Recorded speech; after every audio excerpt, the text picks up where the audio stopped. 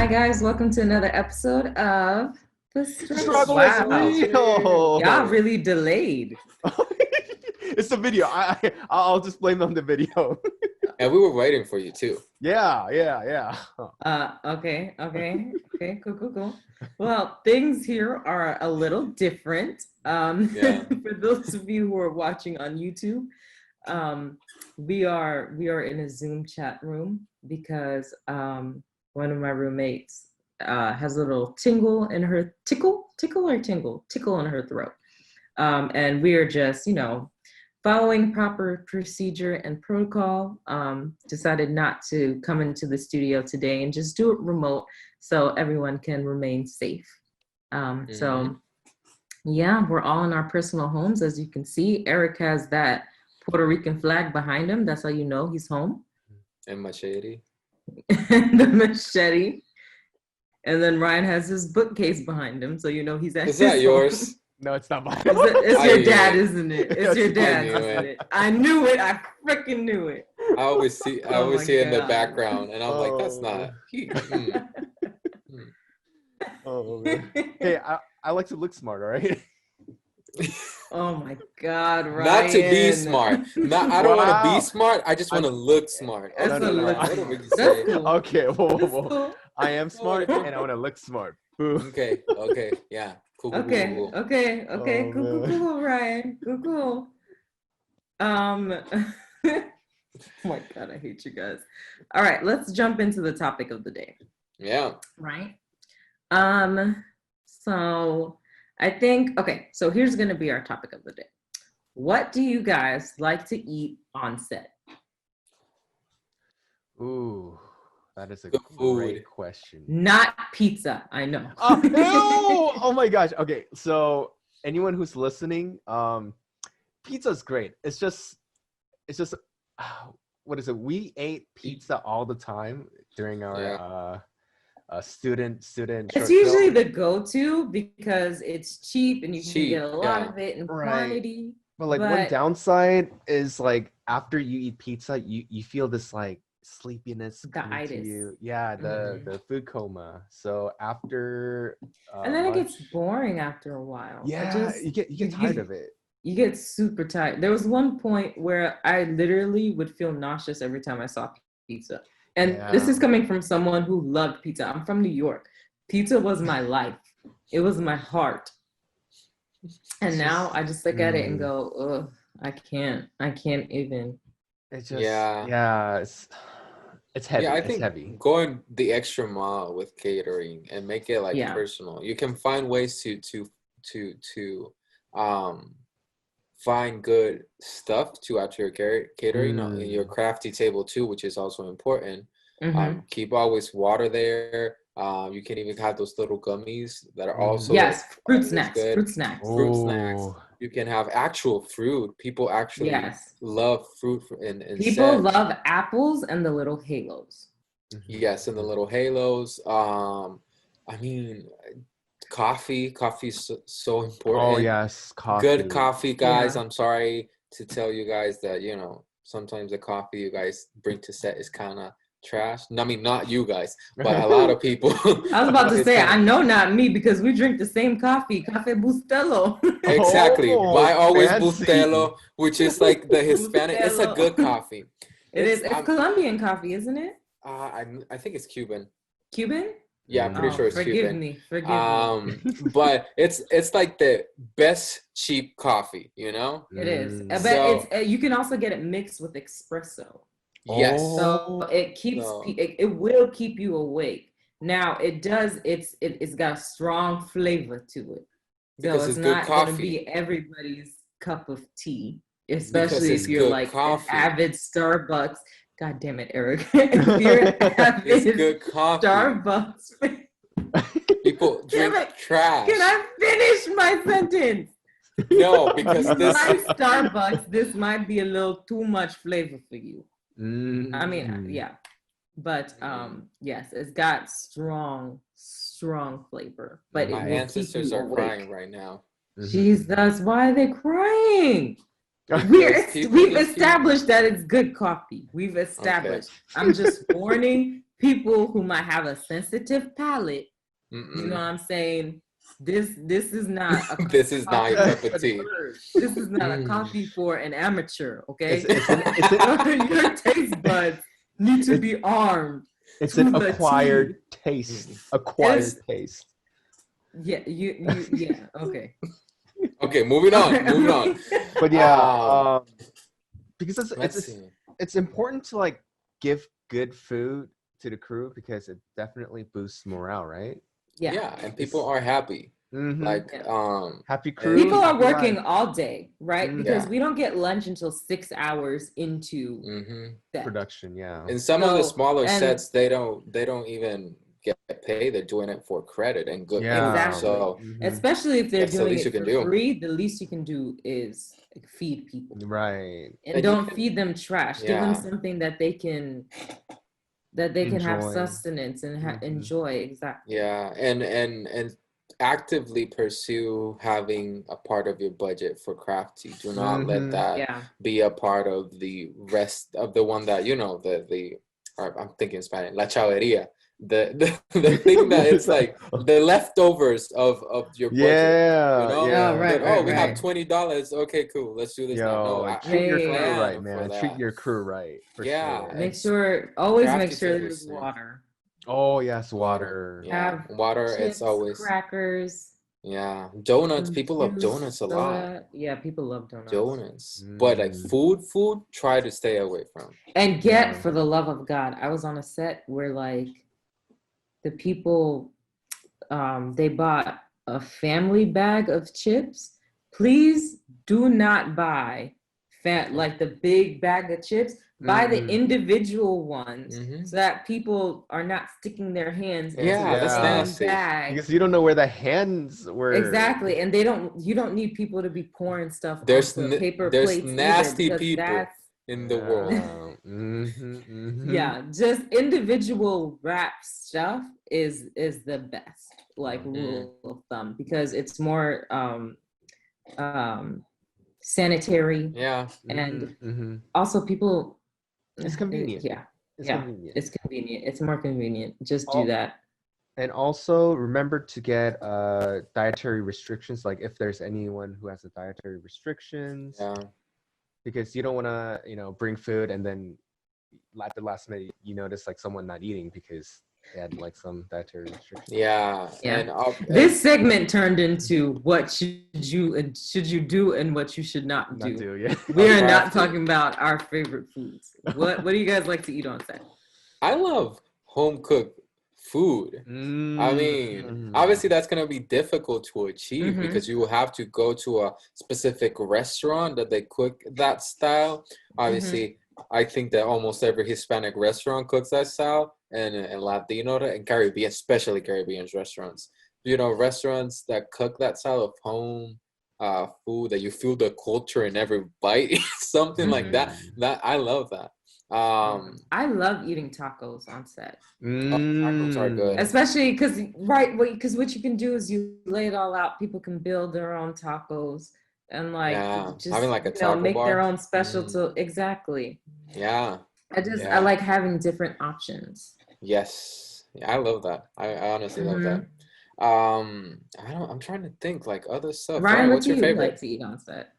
For me, honestly, like I love food, so I don't care what kind of food they give me. I want something that's new. Like I love like pasta. I love it when people have like a spaghetti and meatballs or like a really good lasagna. That hits. I want something like light, not too heavy. Like I feel like pasta for me. I'm producing, so I don't gotta do nothing. I eat I'm putting out fires, okay? I need food. Yeah, exactly. It's high stress for me. I never understand. I mean, for me, it was like you eat and you keep going, like whatever. I know that people get really sluggish and apparently, stuff. I don't. I mean, I eat a lot and that's it. Let's go. I I've get been training sluggish my if it's life for something that. heavy. I have so much anxiety and stress on set because of course I'm usually the producer, so something's always going wrong somewhere Oh my sometimes. So gosh. when I sit down to eat, just give me comfort food. Just give me something I can sink my teeth into and go, okay, everything's gonna be all right. And now, what type of food, when you go to set and you go to the time to eat, you see and you're like, "Eey." Oh my gosh. So like pizza for sure. Because yeah, we established talked about pizza, this already. pizza for but sure. another one. You know cold those like sandwiches. oh dude, have you tried like cold wrap? Like you know those like platter ones at Publix or Kroger or like here's the thing, like I don't like it when it's a basic ass cold sandwich. Like if it's just meat, cheese, lettuce, and that's it. The fuck? Exactly. Same thing with the wraps. Same thing with the wraps. Yeah. It's just, and it's not, let's say this. It's not us being ungrateful for food. Right. Food is a blessing. Thank you, God, for giving us food. It's so bland to me. And after being 6 hours, that's the thing that a lot of people don't understand. You're working 6 hours. Whether it's paid a lot or of time, whatever. Yeah, and a lot of times it's not like from 8 and you're eating at 12 p.m. or you're eating at 5 p.m. Sometimes you're eating at 8 p.m. Sometimes you're eating at 1 a.m. in the morning. You're eating at all times whenever the 6 hour mark. Yeah, especially if you're like doing an overnight. If you imagine overnight in a cold ass place, and it's and you get served a sandwich with just lettuce, tomato, and ham and cheese cold and cold. You, as a producer, as creators, as directors, as people who are funding the project and working on those higher up levels, you need to take all of that into consideration, because if you are what's it called? If you're filming in a super let's say, I don't know, a super cold place outside in the middle of the night in December, you need to sit down and and prepare yourself to bring hot food, and maybe also investing in maybe having soup around as a compliment for everybody, having a lot of coffee. So I think that it's just making sure that the food is not only good but adequate to the set. Right. You're also not going to serve soup in the middle of July at 12 p.m. So it just. I've never had soup on set. I have. Really? Yeah, like a side little bucket. I mean, like this. That's nice. Yeah, like chicken noodles or something. But it was good because it was in November, and I've had chili on set. Now that chili, that was surprisingly because that was really good because it was hearty. It was filling. Yeah. And then you had like little cornbread on the side. Yes. Oh my gosh. I was like, ooh, this hits. Like this. I think that in all of our sets we had good food. Yeah, but you had your mom cook for your thesis. I had my mom sister cooked for my thesis. My thesis, I was so far away from civilization, it was very limited. Oh yeah. Just FYI. No. I mean, but you guys' food was good too, because you guys had tacos. You had to build your own tacos, and you have the bar. Well, yeah. You forgot? No. You also went to Publix, and Publix is delicious. Okay. No matter what it is. Okay, because I was so worried when I was getting like Publix subs, because I was like, oh my gosh, like this is so basic. Publix subs are not basic. Publix subs. It's a high at least there's a reason why Publix in the South is on every other fucking corner. Okay, I'm glad. People in the South love Publix. Yeah, it just you have to be intentional with your. You guys also had a lot of crafty, like. Cool. And like a huge amount of crafty. Yo, we went to like Costco. I was like, oh my gosh, let's get this. Yo, if you're a producer, like make sure to take care of your crew members, especially when they're working for free. You have to there's no way you can't, man. It's, right. People are there taking time from their life. They could be doing other stuff. They can be earning money. Yeah. And everybody's trying to get there. There was one set I was on. Watch out. Watch out. What is it? I wanna hear it. What is it? Get us in trouble. Name. No, it was. This is a very good learning lesson because the person just didn't know. Okay. They were very green. Okay. That's understandable. They were very green, and I've been guilty of it too when I was very first starting out in undergrad because I didn't know same thing. to have crafty or anything like that. But granted, in undergrad we never did 12-hour days. That's not something I did until SCAD. But they were like, okay, it's lunchtime, and I was like, cool, where is it? And they were like, oh no, you have like 30 minutes to go out and like buy something and then come back. And I was like, kidding. What? No. No. Yeah, but the person didn't know. The person didn't know. Okay. Like, so, I just, explained it to them, whatever. But as, my first time filmmakers who are listening, it is appropriate, especially if you're doing 12-hour days. Right. You have to feed your crew. You have to. Yeah. Serve pizza better than sending people to buy. If you absolutely have to serve pizza, okay. Go for it. Where people are understanding of it, right? It's just when you start to get more accolades, I guess, if you keep serving pizza, then people are like, come on now. Yeah. Especially if this is like a funded film. Come on now. And this is gonna be like being an extra level of caring, and I know that a lot of people might not be like, oh, I don't want to do that or whatever, but try to have variety, like each day. Because eating the same food every day, no one wants leftovers. It sounds weird. Anyway. I don't trust anybody who's giving me the same meal from yesterday. Exactly. Like, because is people this might fresh think or is this leftover? Exactly. Not as like it's not like sounding ungrateful, but serving the same thing, it will give the notion that you guys are repeating the food from yesterday. It just maybe heat it up and because you need to think of that. So that's like another point. Even on Chocolate Thunder though, like because I had like 60 extras. I couldn't afford to have so much catering, but what I did was a mix of both. Like I ordered pizza, but people could also have homemade food too. So they could pick and choose what they wanted. They could have a slice of pizza, but also have like some sauteed meat and vegetables on the side if they wanted it too. Yeah. So you were there, you have to do the best of both worlds, do it. Yeah. Ryan always repeated on my set. Wait, repeat what? What? Food. You always went with a little platter, and you were scared of my mom, and my mom talking to him in Spanish. I was like, oh my gosh, please, I want some more, but like, everybody always got seconds. Yeah. All right, guys. Everybody was sitting seconds. We've drowned on about food for. Oh my god. Yes. Really shout out to my mom. I'm so hungry. Shout out to my mom. My parents are amazing. Shout out, Leanne. Support me. Yes, and that's a blessing of having young, active, crazy parents. I love They're not crazy. You're crazy. Okay. Let's wrap this up. I am excited to interview Denise Santos today. Eric and I know her. We've met her once at a networking event, which was a lot of fun. And Denise has a little bit of everything. Yeah. She's a producer, she's an actress, she started Latinas in Media, but I'm going to go ahead and read her bio. Yeah. So Denise Santos was born and raised in Miami, Florida by parents who immigrated from Ecuador and Colombia.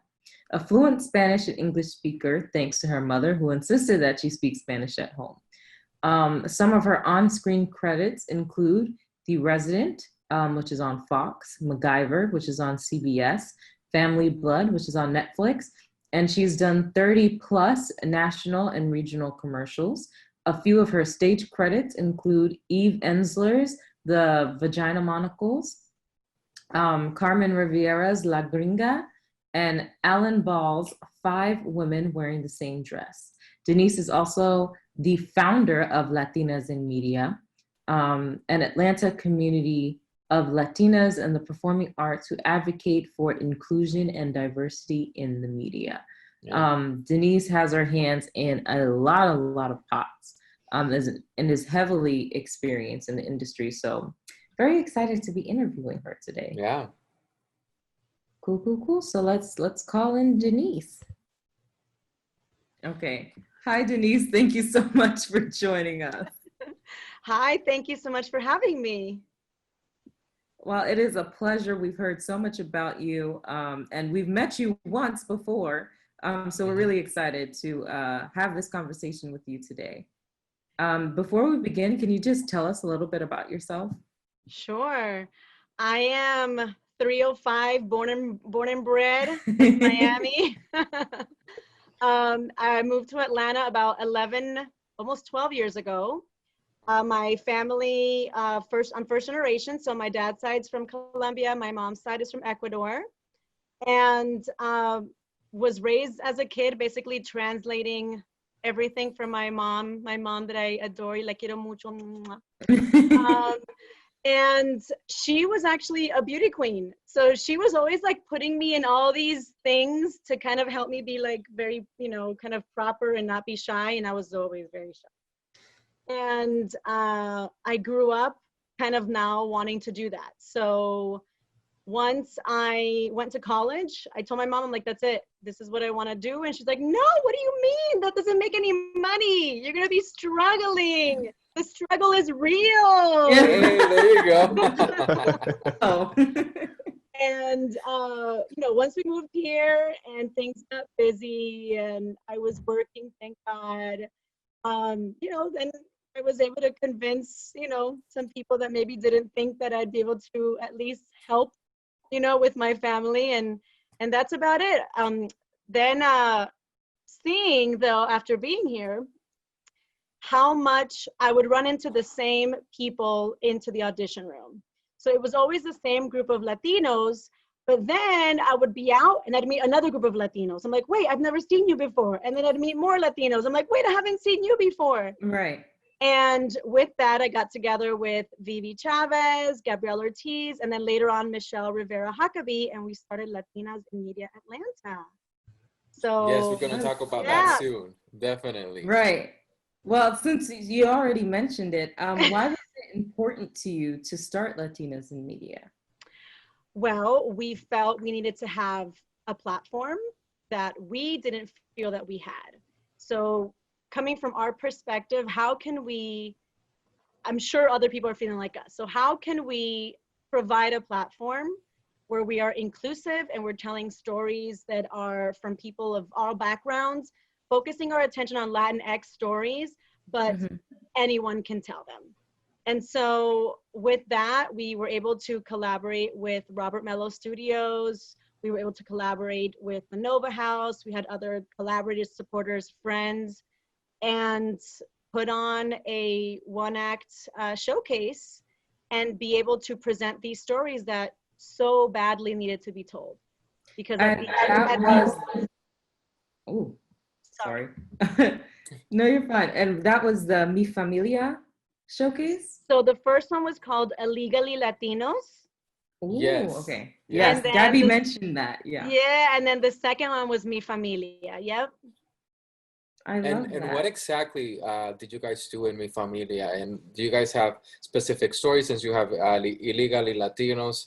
Did you guys focus more in immigrant stories? And with Mi Familia, you were telling more about family center, culture center stories. How did that go with like each showcase? So what we wanted to do was we wanted to have original stories, but we didn't want it to be so broad that it would be challenging for writers to feel like they wouldn't be able to submit, or I don't have the story that I can do, or it's not the topic that I have. So we tried to reel it in just to give writers an idea of the type of stories that we were looking for. And that way we were focusing on a different aspect of the story of our Latinidad, of the culture. Yeah. And which hopefully, every Hispanic Heritage Month we'd be able to tell like even have a new focus on it with a different perspective. Yeah. That's awesome. What specifically got you interested in film? What made you decide this is my career path? Honestly, I was that little girl because, as I was saying earlier before we started, I was raised an only child. I literally was like that kid that talked to myself in the mirror, and I'd be doing like scenes. It was kind of sad, but now I get why I did it. So I think I just wanted to pretend all the time, and I wanted to play, and I wanted to see if I can share stories. I was always really affected by storytelling. I'm a llorona, a crier. So it's like commercials come on, or a super sappy story, or some hero story. With dogs, yeah. Oh gosh. So I think I just wanted to get into storytelling. Mm-hmm. And somehow affect people and be able to share my perspective through a screen, whether that was film, TV, or theater. So how did your parents react to that? It's my favorite question to always ask. Is the children of immigrants, like, how did your parents react? I'm gonna guess that the consensus is pretty much the same, because for me, it was not accepted. It's a hobby. And, that's for fun, but what do you really want to do? Right. I think you have to go and get a degree in something. You have to go and get a career in something. And you have to show us the paper and start making money, because, I didn't really understand this, but now that I'm an adult and, I've been through the challenges, our parents came to this country to be able to provide better for us, so that we wouldn't have to struggle like they did. And I get that. I totally get that. But when we're artists and that's just kind of like a passion in our heart, I couldn't get away from it. That's all I wanted to do. And I loved it. And my mom kept, kind of saying, no, do this instead. But I always kept coming back, or I wouldn't tell her about certain things, or, I did like a play in my high school. I didn't say anything, or, because I still wanted to do it. Now she's fine. She's like, ay, ¿cómo está la estrella? How is the star? Like, well, she's there. Like, yeah, she's there. Yeah.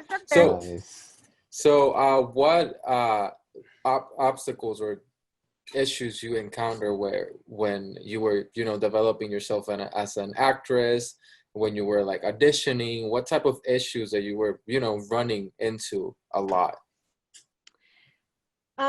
So I hear this back when I tell myself this, because I feel like it sounds privileged, but I always felt like I wasn't Latina enough, because I didn't have enough of what the stereotypical Latina would look like.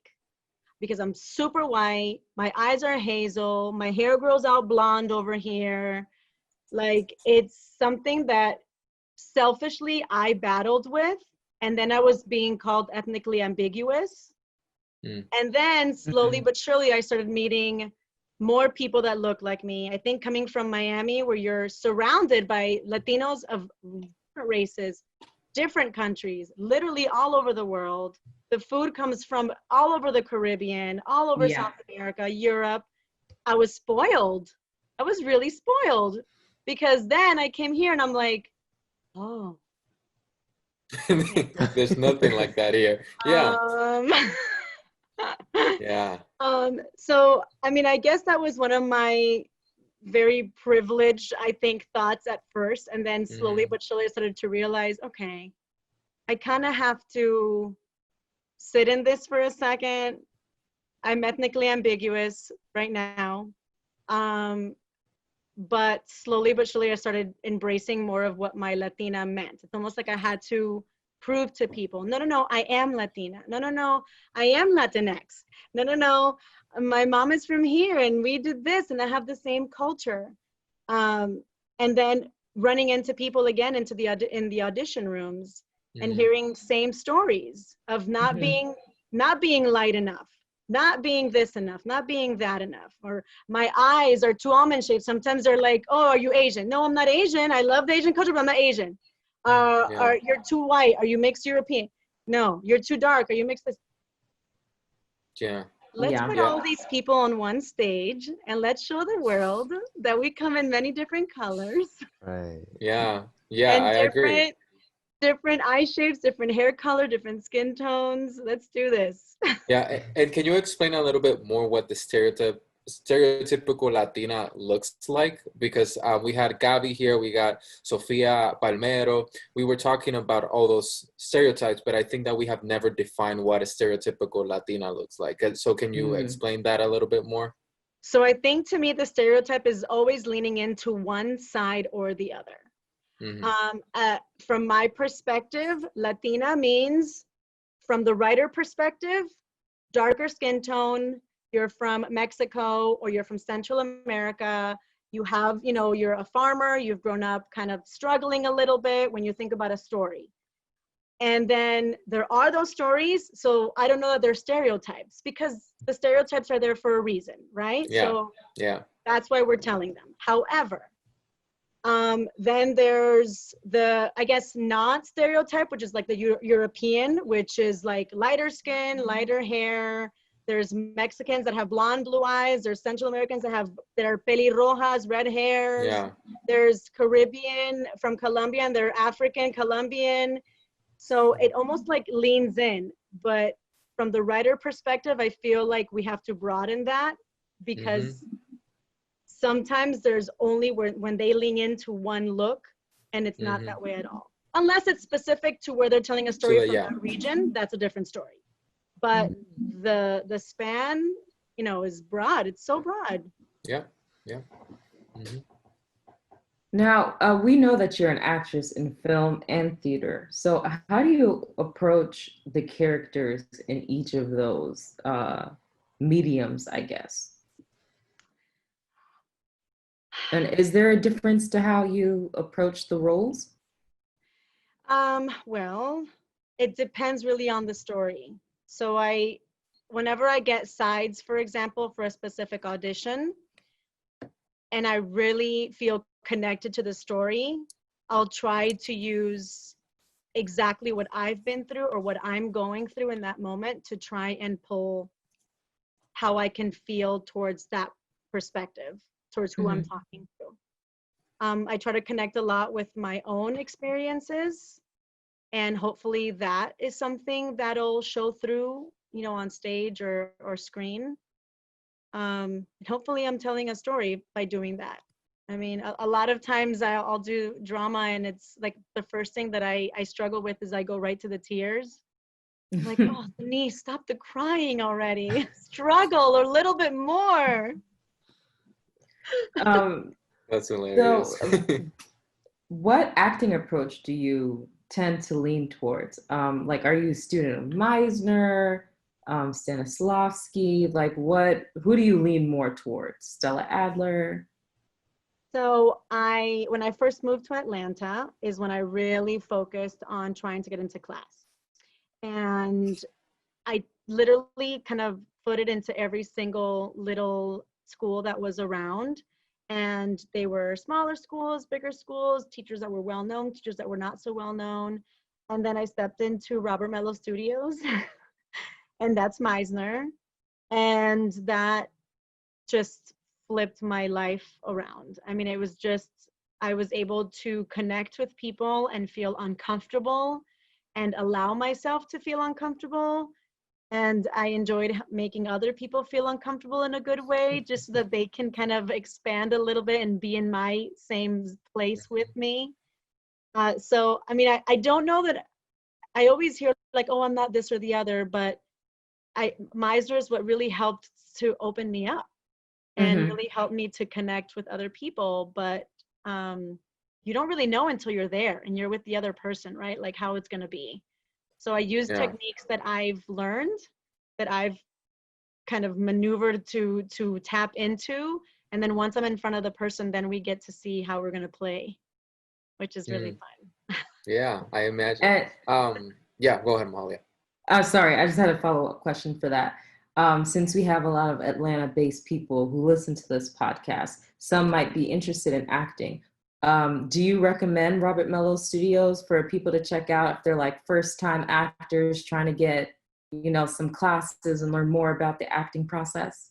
I do recommend Robert Mello Studios. I mean, he's not only been such a huge supporter and friend of me and my journey and just the independent community and minorities in general, but he's just been the way he teaches, the way his staff teaches and approaches each student is really unique.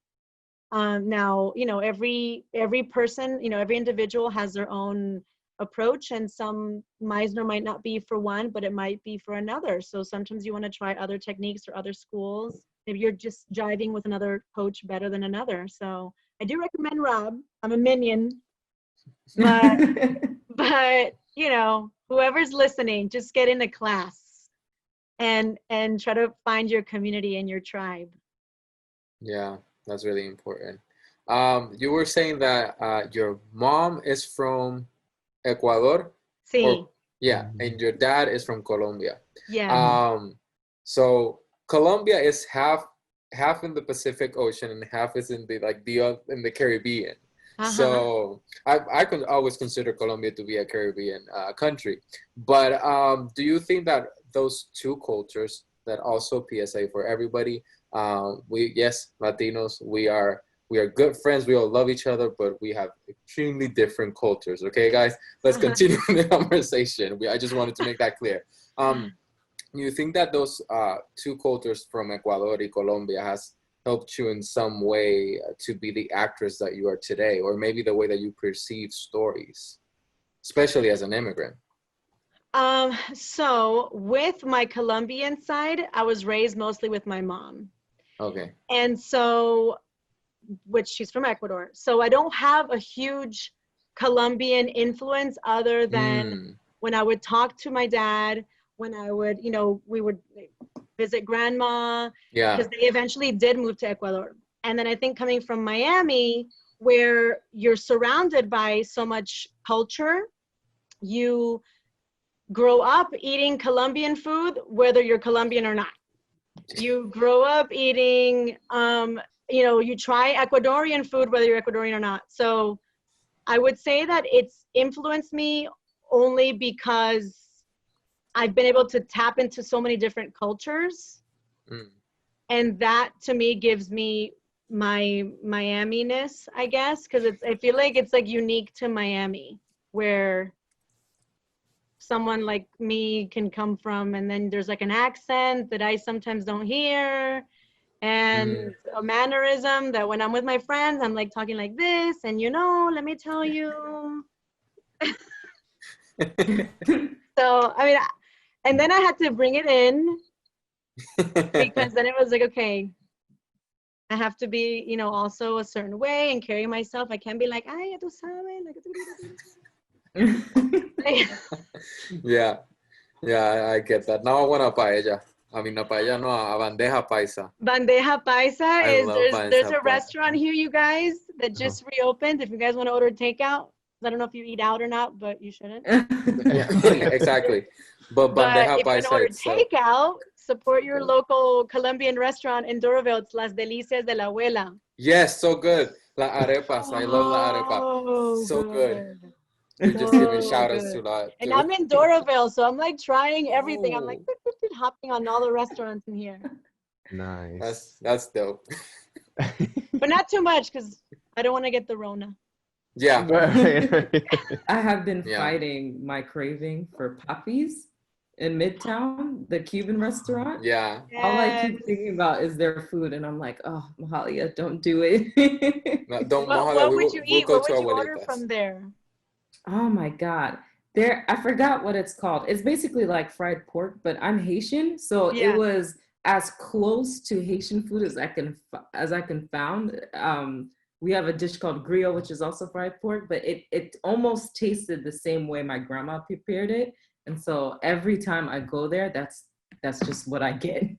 It's that comida criolla that has like Caribbean flavor. Yes. You know what I mean? Yeah. Which is like something that I miss a lot here, that I just have to cook at home, because it's the touch. When you're like making the food, it's the hand that's cooking it.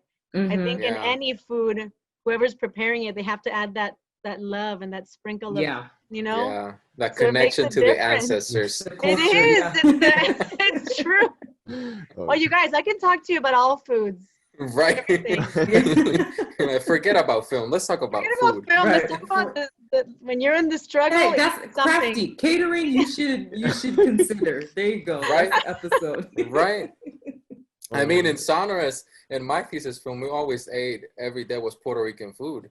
Yes, his mom cooked, like catered for his thesis film. And it was so good. Oh, how delicious! Let me tell you, like that's how you tell someone you love them.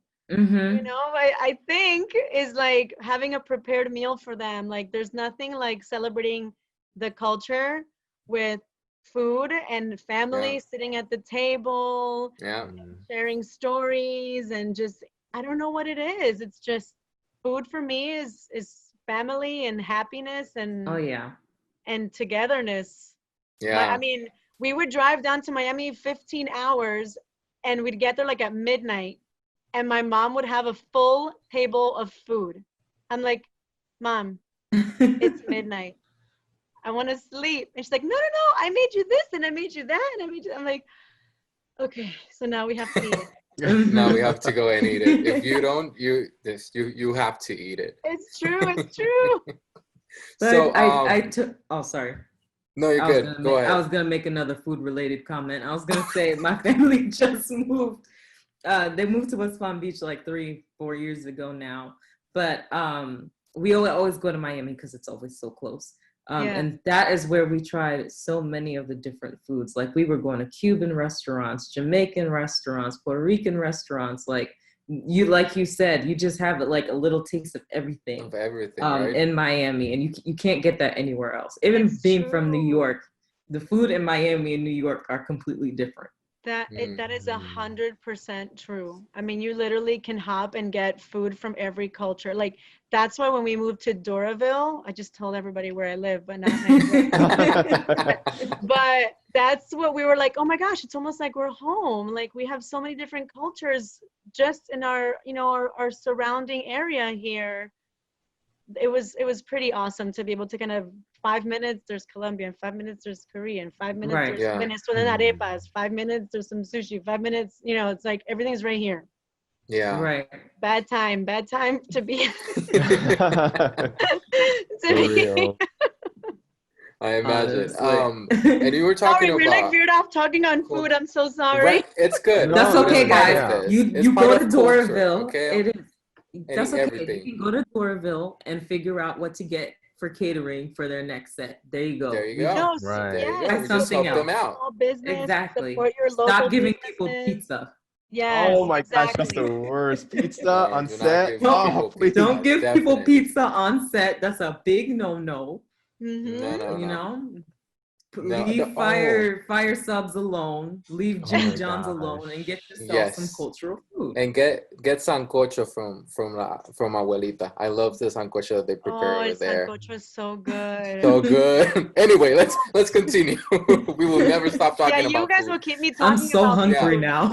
Right. Honestly, I'm gonna when this is over, I'll cook you guys some like typical stuff, and then I'm gonna have to like bring it in like bandejas to everybody. You get some, and you get some. And you get some. Yes, I support that. I support that.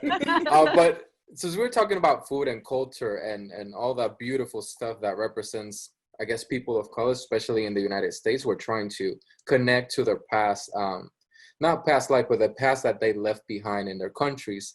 What stories do you want to see more in TV that reflect that? Because I think that there's not enough. We all know that there's not enough stories about that, but a lot of them center in a specific topic. So what variations of stories from, the Latino community, the Asian community, the Black community, what stories do you want to see more on television and film?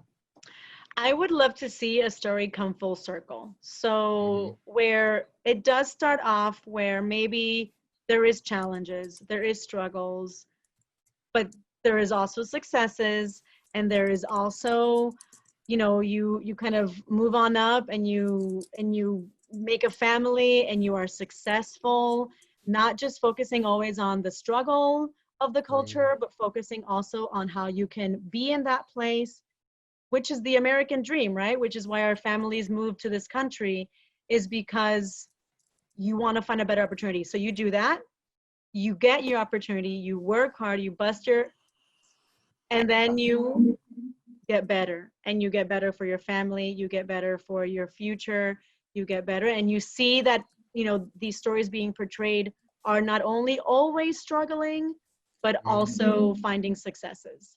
I agree. And that's across the board in all cultures, you know. I mean, everything. I mean, that's why we come to. That's why our families came here. Right. Right. I agree. I completely agree. I kind of want to backtrack a little bit to something that we were talking about before we were recording. But tell us about the audition process now, since COVID is still, unfortunately, a thing. Oh, yeah. Okay. So this is totally new for everybody, right? Because we did have video auditions before, but then you would get a call back and you would go in person. So now you still do a video audition, but the callback is a Zoom call. Interesting. At least I haven't been to any in-person ones yet. I'm going to say yet. But I think for safety measures, that's how they're doing it. You're basically, it's just how we are right now, but it'll just be me and the other actor auditioning. And then you see all these little squares that are no faces, just names. I'm oh like, my God. So those are they the don't even clients. turn in they don't even turn on the camera. I mean, I did a couple where they were really friendly and they turned them on and go, bye, thank you. And I was like, oh, hi, thank you. And like, it's like I can see a face, you know? Oh my gosh. So how is that like acting basically to your camera? It's really I mean, I imagine it's different than acting to a movie camera. It's really different. I reached out to one of our casting directors, Brian Beagle from Stillwell. I was like, Brian, you need to give a Q&A on do's and don'ts for Zoom auditions and Zoom callbacks. So hopefully that's like in the works, hopefully. Because I think we need to hear it from the people on the other end who are seeing all these different actors auditioning. What are the do's and don'ts? Because I would love to hear feedback on my own do's and don'ts too, because it's a whole new world. And I would not be surprised if, like, you know, classes start popping up of, you know, auditioning on Zoom and stuff like that. Because you don't know if to look at the screen or to look at the person. Eric, remember our friend was telling us that they did like a Zoom audition, and the actor he had to like kiss a character, and he leaned into the camera to kiss, like he leaned into the camera to kiss. And they were like, "Oh my God, no! Please stop!" Oh no! I mean, you wouldn't know. You're just making a bold choice, because I've never had to do like a Zoom audition before. Like you just don't know. Oh God. I mean, that's what you have to do. It's at this point, you're just doing and seeing what'll stick, and then you're like, oh, okay, so that worked. So I'll have to try that again next time. Because nobody knows. That's why I'm like dying to hear from people on the other side who are the decision makers, to see what is working and what's not. Because it is a completely different thing. And you know, when you're taking classes, especially video audition classes, you're taught to find a way to connect, and you're taught that sometimes you're going to have a bad reader. And you're taught that sometimes the lights are in your face and you can't let that distract you. You have to stay in the moment. So that's what I try to keep in my mind, is stay connected. I end up looking at the person just so that I'm connected to that person in some way, and make bold choices, make sure I do the work before I do the auditions and the callbacks, and then hope it sticks. That's all we can do. That's terrifying, though. I imagine that's kind of weird for you guys. You know, it's intimidating. It's not, at least for me, it's not that it's scary. It's just intimidating. But once you really, it's just like doing a scene. If you're focused on your partner and you're not distracted by all the little boxes, and I'm just looking at you, Mahalia, or Ryan, or Eric, and I'm just like focused in that moment, this should all kind of disappear. Or use it, right? Or use it. True. Adapt, I guess. You as an actress, what would you like for directors to do more with their actors? Since we're talking about this of having a clear communication with Zoom auditions and all that stuff, what do you want that directors? What do you want for directors to do more with their actors in the set specifically? Do you mean acting related? Yes, acting related. Okay. So something that I learned was to be flexible, because directors are obviously they're people and they all have their own approach, and we come to set with our own approach and our own judgments and our own studying. Something that I appreciate is being given a direction, specifically what their vision is, but then letting me play. So if I can get a vision of what you're looking for, what you're envisioning, and then, okay, let's try this. Let me try it few different ways. If you're trying to get that vision, if you let me play, then it's gonna be fun. And it's literally just gonna be, and I don't know if I wanna use this word organic, but it is, you know, it'll really come through in that moment with my scene partner. So if the director can just give me a vision and then let me play, it's fun. That's the ideal, right?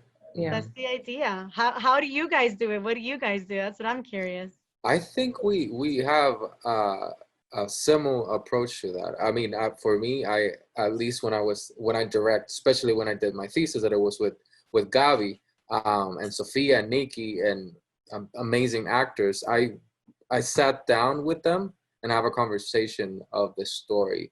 And even we had to recast a role due to a schedule conflict. And I don't know if you know Kenneth Trujillo, he's an amazing actor. Yeah. So he played one of my characters, and we had to cast him like the same day, basically, right? It was a crazy day, but I had a conversation with him and trying to basically mold the world that we live in, and they brought their ideas. I let them play a lot. For example, Gabi, that I had to work a lot with Gabi in the film. We were always communicating, and if there was something wrong, we just talked it out. But it was always a fluid communication between us and an openness to it. Because me as a director, maybe there was something that she saw that I didn't. And there was something that maybe I saw that she didn't. So having that open communication between actor and director is super important. And sometimes you have to accept that maybe your idea is not the best one, and maybe the actors has a better idea. And same the other way, you know, maybe the director has a better idea. So that open communication between everybody has to be extremely important. And talking and having a real conversation about the film and about the story and about the characters. That's at least for me. Yeah. I love that. And Eric and I have talked about this before, where we kind of have this system where it's like a 3-rule system, where we do 3 takes, basically. 2 takes, you do it my way. The 3rd take, do whatever you want. Oh, okay. That's your time. That's your time to like play, do whatever. As soon as I get what I want, you can have as much fun. Oh, because nice. Okay. that way we have options in the editing room as well, because the way I perceive the scene might not be the way they perceive the scene. So it's nice to see the contrast, and it helps us in the edit room make decisions between different reactions and whatnot. And then before we even get on set, we always do table readings before we get on set, so people can go through it and the actors can interact with each other.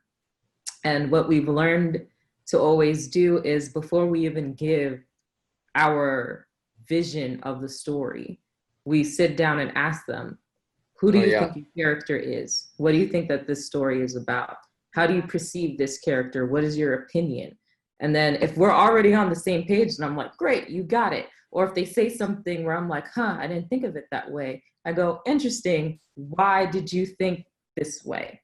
And if it's like, if it's something that I can work with, it's like, I didn't think of it this way, but I love what you just bought. So let's do what you thought. Oh, that's So that awesome. way they feel included in the process as well, because we're supposed to be building and collaborating together. So those are the things that Eric and I at least try to do when we're directing now. Yeah. Man, now I just want to direct something. I have one question.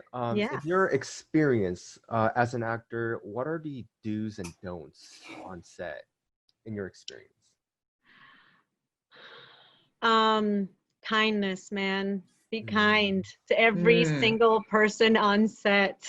I'm so glad that you pointed that out, because previous projects, like I was like talking to other people, like oh, I know you worked with this actor or actress, like how was she or how was he? Yeah.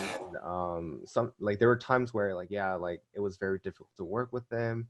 So I've been hearing like a lot of stories like that. Yeah, I think if you come from a place of gratitude, like you can't help but lean to being kind. Like I understand where you're coming from, and you have a job to do. Let's work together. If there is a problem, let's talk about it. Let's discuss the idea. Let's respect each other. And I'm sure there's timelines, and there's, you have to get it out by a certain day, or you have to do this by this hour, and we need to hurry up. We got to keep it moving. But let's be respectful, and let's be kind, and let's make sure we're talking it out so we get the idea across, and then we can move over to the next scene. Right. But I think for sure, do be kind, please. Do be a good listener. Do be flexible. Right. Because things change, and things can, flip on the dime, and things sometimes always change. It's just part of the gig. Things always change, and sometimes you're on set, and then Video Village or the producer says something and they want to change this, or they want to add a line, or they want to tweak something, or they have this new idea, they throw something at you, like, all right, let's do it, let's have fun, let's play. I think that changes the mood of the set. And if everybody's kind of like flexible and kind and respectful, then the day can just keep moving, and it'll be good. Even in heavy scenes, if it's something where it has to be a scene where it's kind of somber and melancholic, and we're respecting that director or that actor or that space, I think it's so special. It's so special. So do read the room. Right. I mean, I wanted to follow up with that question. Like when it comes to like very intense scene, do you prefer if there's like less people in the room when it comes to that? Like I'm not paying attention to it, I guess, how many people are in the room. I probably end up removing myself from the space so that I can have my own bubble, and then coming back in. Now, if it's something where I just literally have to step aside because they're adjusting lighting or flipping the camera, and I have to stay in that space, and I'm just in my space. And I think if I'm given that space, then I'm good. But I don't, unless it's like an intimacy issue, I don't think, at least for me, there shouldn't be, it doesn't distract me how many people are in the room once I'm in that scene. Okay. Gotcha. Yeah. I mean, if it's an intimate scene, then there has to be a level of respect where, right. But that's just a rule of thumb, guys, for those of you who are listening. If you are going to have a sex scene or an intimate scene, usually the non-essential people, they go to crafty, they go sit down somewhere else, they're out of the room. Only the absolute most important people are in the room. Exactly. Just to respect your actor's space and respect their bodies and everything like that. And have an honest conversation with the actors since the beginning, especially for those scenes. You have to talk to them, make sure that they're comfortable. Even if it's like a comedy and a weird scene, no, you have to sit down and have an honest conversation and read and do your research, because right now I think HBO hires I forgot the name for it, but they're they like have intimacy specialists. yes, Like they come, exactly. yes, yeah. Oh, Exactly. wow. I didn't even So know they did that. yes, they hire people to make sure that everything is okay with all the actors, make sure that there's no rule, that there's no even a space for incident to happen. So even obviously I imagine that they cost. So if you don't have the budget for it, maybe do your research and sit down, because especially with sex scenes, and you have to you're be right. It's an intimacy coordinator. coordinator. And Do guys, your it is, research. I can't even stress this part enough. Making sure that everybody in the room, their phone is somewhere else. It is not on set for that particular scene. Because even if they're just scrolling through Instagram and they're not doing anything, it creates such a level of anxiety. Just during those scenes, put it away. Have them put it somewhere else. No phones on that hot set. Not for that scene. I agree. I agree 100%. I agree. I've heard it happen so many times where, you know, sometimes it's coming from the creators or some things it's coming from, you know, I'm like, okay, I'm just gonna leave my phone away. Like, I don't even want it to distract me from that moment. You know, unless it's like it's a, you know, I don't know what kind of set it would be that would be so relaxed that it's okay, that we all understand that we're professionals and we respect that time to make sure it's off, make sure it's not going to be a distraction. You know, I think as an actor especially, like, you know, let's have fun on set, but we're here to do, you know, do what we got to do. Exactly. No, I completely agree. Well, Denise, it has been a pleasure to have you here. I think you have done an amazing job talking about the industry and even about the culture. It has been a great conversation. But before we let you go, we have an important question, and it's the most important question in our podcast. Okay. And it's the most difficult one. I mean, one person didn't have a problem with it, but here it goes. What is your favorite show, and what is your favorite movie? Show is Dead to Me. I love Netflix. That show. Ryan, have you not seen it? No, I have you not. Need to get on it, my friend. Oh my is it on Netflix or? Yes, it's on Netflix. Okay. And I keep forgetting her name, but it's one of the main actresses is the one that plays Velma from Scooby-Doo. Yes, Linda Cardellini. Yes. Yeah. I love Linda. So good. She's so good. She's so good. She was in another Netflix show called Bloodlines. I think. I remember the name. It was another. So good. She's so a great actress. And then Christina Applegate. She is just. She came back and blew the water, man. She's amazing. Like her character is crazy good. So good. And then favorite movie. Of course, I'm blanking on it now, but it's with Maggie Gyllenhaal and Will Ferrell, and I don't think many people have ever seen it. But now I have to Google it because it's gonna bother me all day, and I'm sorry to do this here. Literally trying to do that right now. Do it. Will Ferrell. I'm trying to. Is it Stranger Than Fiction? Yes. That one. Yes. Oh. So it's totally like an indie film feel of a movie. Yeah. But it's so good because it's kind of like a love story, but in a very unique perspective and with two characters that you don't think would work. But I won't say because you guys should watch it.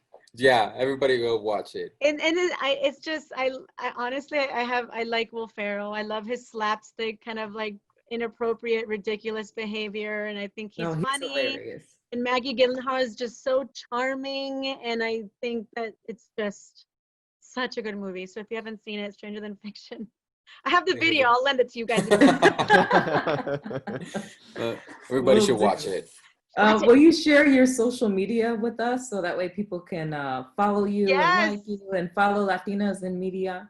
Yes. So on Instagram, I have to look how terrible I am. I have to make sure that the name is accurate. So for Instagram, it's at Latinas in Media ATL. Okay. And then Latinas in Media Atlanta. And then we're on Facebook as well. It's also Latinas in Media Atlanta. And then hopefully, by the way, we will be doing something for Hispanic Heritage Month. So I love that. We're talking about it. We're in planning mode, and if it goes out, I'll let you guys know so that we can get some stories and we can share them on our virtual platforms. If we can do it. Oh yeah, would love that. And then my personal one is Denise P. Santos 1. It's not very fancy. The P is for Pereira, which is my original last name, which was very tricky for people to pronounce. So I was like, Santos, just Denise. Yeah, Santos. Pereira has a lot. Pereira. And then people are like, make people say your name. Make people. I'm like, I don't have that kind of energy. It's fine. Denise Santos is good. Oh my gosh. All right, Denise. Well, thank you so much for joining us today. Thank you. Thank you so much for having. You guys are doing amazing things. Thank you. Thank you. Thank you. Thank you. Have a good day, y'all. Oh, y'all. Wow. Right. Ya se me salió. Bye, guys. Bye. Bye. All right. Well, I hope you guys enjoyed this interview with Denise. I know I did. I am also extremely famished right now, and I'm thinking about all the Cuban food that I can eat. I really want poppies. I miss eating out. I miss eating out for sure. Any I hate him so much. It's because you live with your parents. You get fresh food every day. I have to cook for myself. I have to defend for myself. In I want Haitian food. Guess who has to make it? Me. Guess who has to buy the ingredients? Me. Guess who has to slave over the stove? Me.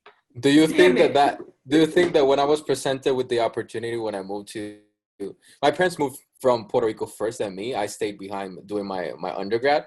So when I came to Atlanta, I was going to basically just stay in the dorms, and then I was like, no, my mom cooks. Do you think I'm gonna be making my own food? And I'm like, Mom, I'll help you with anything you want, but feed me. Please let me be. Right, Brian? You also live with your parents, right? Yeah. Oh, I forgot you do. Oh, you lucky bastard. Beautiful, delicious both food every day. Y'all don't have to do shit. What are you talking about, Mahalia? You always, every time I can bring food for you. Oh yeah, I brought this for you. Excuse me. First of all, let's not get it twisted. How long have I been waiting for the bottle of coquito? You have drank It's been 6+ months. It's many been times, 6+ months. Hush right there. Ryan, you bought me a dessert, last week. But after that, I ain't never had shit from you. So let's not act like everybody's bringing over platters of food whenever they come visit Mahalia. No, you not. No, you not. Okay? All right. Okay. For the viewers, I'm sorry that got into a very heated moment. Man. I'm hungry. I'm so hungry. It's okay. You'll get to be homesick. Your parents are in Florida. All I keep thinking about is fried plantains. That's all I want. I ate yesterday. Plantains. That's all right.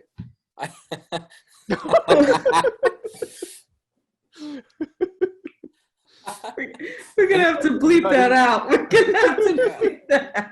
If you like plantains, put down why you like plantains in the comments, please. Because you're Caribbean. They're that's sweet, it. Delicious, and wonderful. Because we're Caribbeans. I'm Puerto Rican. She's Haitian. That's in our blood. That's a staple of my diet, or at least it was when I was a kid. I don't. Yeah. Oh my God. Yeah. If you don't eat them, the ancestors will grab you. Take you out of life. That's it. That's a rule, right? And we don't make them. Sorry. Oh, okay. It's the law. It's the law. All right, guys. Let's close out. Thank you guys so much for listening. We hope you enjoyed me ranting about food. And we hope that you enjoyed Denise's interview. So please follow us on Instagram if you're not already @StruggleIsReal. Visit our website, www.struggleisrealpodcast.com. On the website, you can find links to our episodes. You can find links to our merch store. You can subscribe to our newsletter. Make sure you stay within the Struggle is Real family. You can also leave us a message on our website as well. Yeah. Also leave us a like, review, and comment on YouTube, Apple Podcasts, Google Podcasts, Castbox, whatever. We're on like 8 different platforms. So you can do that there. And then don't be afraid to become a monthly subscriber as well. Whether it's $1, $5, or $20, every penny counts. And the more you support this channel, the more this channel can grow. And we just appreciate all of our listeners out there. I guess one day we'll start doing shout outs. Yeah. We should do that. You should. Yeah. But that's about it for the show. Any closing comments, Ryan? Don't forget to follow Denise and also keep creating. Yes, follow Denise and keep creating. All right, that's it. We'll see you guys later.